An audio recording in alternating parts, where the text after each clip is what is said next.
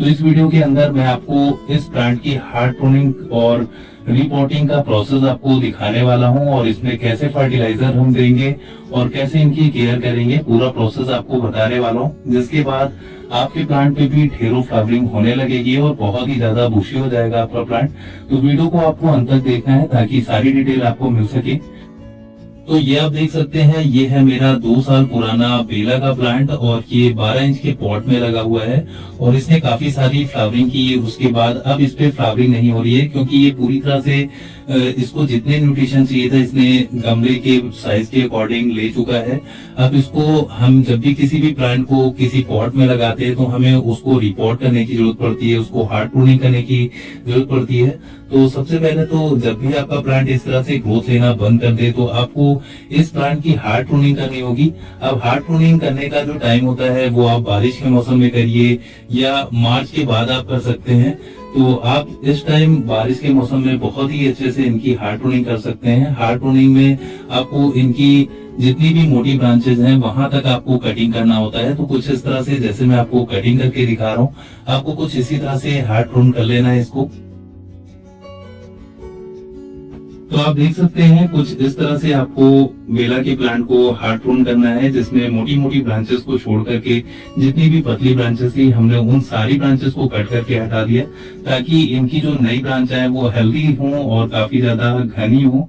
तो अब हमको जो दूसरा काम करना है वो ये कि आपके पास कोई भी फंजीसाइड हो उसको इस तरह से हल्का सा लिक्विड पेस्ट बनाना है और जहां जहां का एरिया आपने कट किया है उसके ऊपर आपको इस तरह से लगा देना है ताकि इनमें किसी भी तरह से फंगस डिसीज ना हो, किसी भी तरह की प्लांट में डाई बैक ना हो।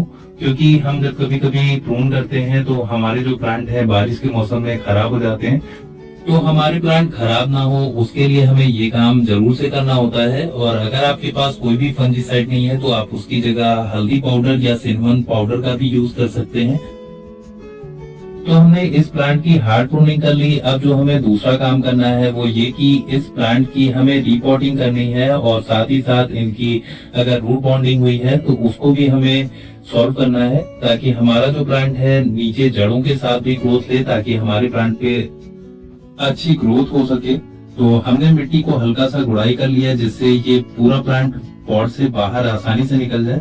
तो ये देखिए हमने पूरे प्लांट को अच्छे से बाहर निकाल लिया है और इसमें काफी सारी रूट बाउंडिंग हो चुकी है जिसके कारण हमारा प्लांट ग्रोथ नहीं ले रहा था और हमारे प्लांट पे किसी भी तरह की फ्लावरिंग नहीं हो रही थी। तो कुछ इस तरह से आपको पूरे पॉट से प्लांट को बाहर निकालना है। फिर जो साइड्स की रूट्स हैं उन्हें हल्का हल्का आपको निकाल लेना है। आपको ध्यान रखना है कि जो बीच की मोटी रूट है उनको नहीं काटना है, आपको बस साइड की एक्स्ट्रा जो रूट्स हैं उनको ही हटाना है, जैसे मैं आपको हटा के दिखा रहा हूँ। आप देख सकते हैं हमने जितनी भी एक्स्ट्रा रूट्स थी उनको हटा दिया है। अब हम पॉट के नीचे के होल को चेक करेंगे। अगर होल में किसी तरह मिट्टी फंसी है तो उसको हम हटा के होल को फ्री कर लेंगे। और अब हम इस प्लांट को फिर से पॉट में रखेंगे और रखने से पहले इसकी जो साइड की मिट्टी निकली थी उसमें हम फिर से न्यूट्रिशन के लिए गोबर की खाद वगैरह मिलाएंगे। और ये देख सकते हैं जितनी भी एक्स्ट्रा रूट्स हैं उनको हम पहले मिट्टी से अलग कर लेंगे।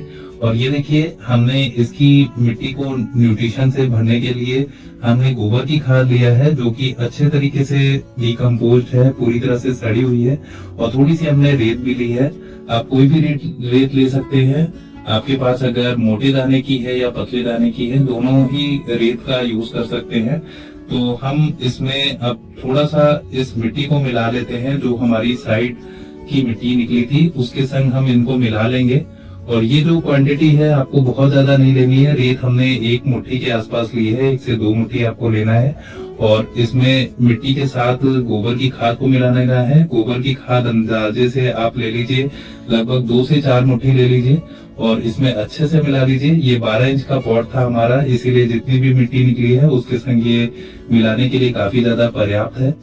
पॉट में प्लांट को रिपोर्ट करने से पहले हम नीचे के भाग में हम जो सॉइल मिक्स तैयार किए हैं उसको थोड़ा सा फिल कर लेंगे। आपको लगभग 1/3 फिल कर लेना है।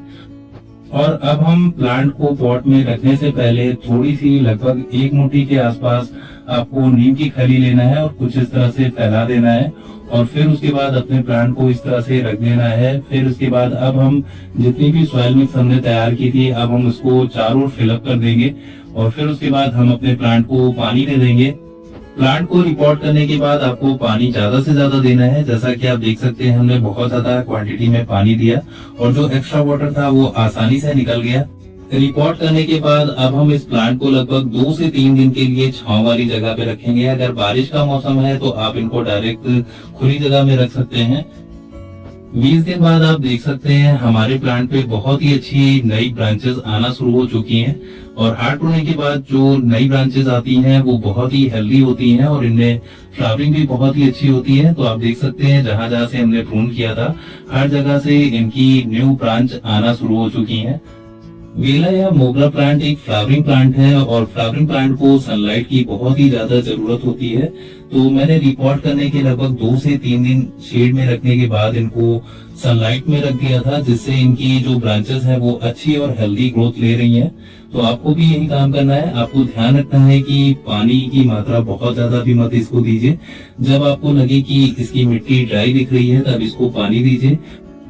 रिपोर्ट करने के 35वें दिन आप देख सकते हैं 35वें दिन हमारा जो प्लांट है उसकी जो ब्रांचेस है वो और ज्यादा अच्छे से ग्रोथ ले रही हैं और काफी बड़ी बड़ी हो गई। इनकी लीव्स भी काफी हेल्दी आ रही हैं। तो जल्दी इन पे फ्लावरिंग भी होने लगेगा। लेकिन ये थोड़े से प्लांट जब तक कि बुशी नहीं हो जाते हैं तब तक कि ये फ्लावरिंग नहीं करते हैं।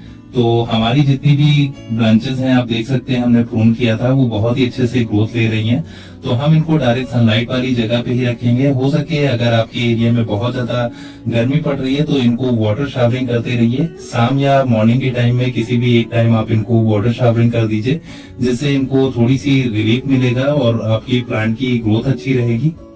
रिपोर्ट करने के 60 दिन बाद आप देख सकते हैं हमारा जो प्लांट है बहुत ज्यादा बुशी हो चुका है और इसमें और भी ज्यादा नई ब्रांचेस ग्रो हो रही हैं और जल्दी हमारे प्लांट पे फ्लावरिंग होने लगेगी। तो जैसा कि आप देख सकते हैं हमारे प्लांट पे पहले कोई भी ग्रोथ नहीं हो रही थी। जैसे ही मैंने इस प्लांट की हार्ड प्रूनिंग की और रिपोर्ट किया मैंने इसको और उसी तरह हमारा प्लांट बहुत ही अच्छे से ग्रोथ लेना शुरू कर दिया है और इस पे जल्दी फ्लावरिंग भी होने लगेगी। तो अगर आपने अपने बेला के प्लांट को पॉट में लगा रखा है तो आपको ये 2 से 3 काम जरूर से करना होता है और लगभग 7 से 8 महीने बाद आपको रिपोर्ट करने का प्रोसेस जरूर से करना होता है जिससे आपके प्लांट पे ग्रोथ होती है और फ्लावरिंग भी अच्छे से होती है। बेला के प्लांट को रिपोर्ट किए आज पूरे 80 दिन कंप्लीट हो चुके हैं और आप देख सकते हैं हमारे प्लांट पे अब बहुत सारी बर्ड्स और फ्लावरिंग स्टार्ट हो चुकी है। तो आप इनकी कोई भी ब्रांच देख लें उन पे हर जगह आपको छोटी छोटी बर्ड्स के बंच आते हुए आपको दिखाई दे रहे होंगे। तो बहुत ही आसान और सिंपल सा मैंने प्रोसेस आपको बताया। अभी इसके अलावा हमें और भी फर्टिलाइजर इंक्लूड करने हैं उसका भी मैं आपको अभी प्रोसेस बताने वाला हूँ। तो बेला एक परमानेंट प्लांट होता है। इसी तरह से आपके पास कोई भी परमानेंट प्लांट हो आप यही प्रोसेस करके आप उनसे फ्लावरिंग ले सकते हैं क्योंकि जो परमानेंट प्लांट होते हैं उनमें रूट बाउंडिंग की प्रॉब्लम भी बहुत ज्यादा आपको देखने को मिलती है।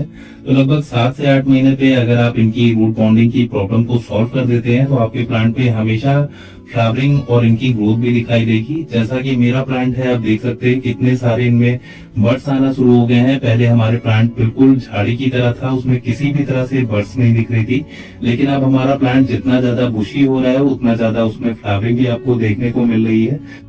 तो बेला के प्लांट पे जैसे जैसे फ्लावर ब्लूम होके सूख जाए या गिर जाए तो उस पोर्शन को आपको कट करके तोड़ करके हटा देना है। उसी तरह पुरानी पत्तियों को भी आपको तोड़ के हटा देना है जिससे एक्स्ट्रा एनर्जी इन वेस्ट जगहों पे ना जाने की बजाय आपके फ्लावरिंग पार्ट पे जाएगी और आपके प्लांट पे ज्यादा अच्छी ग्रोथ होगी और अच्छी फ्लावरिंग होगी।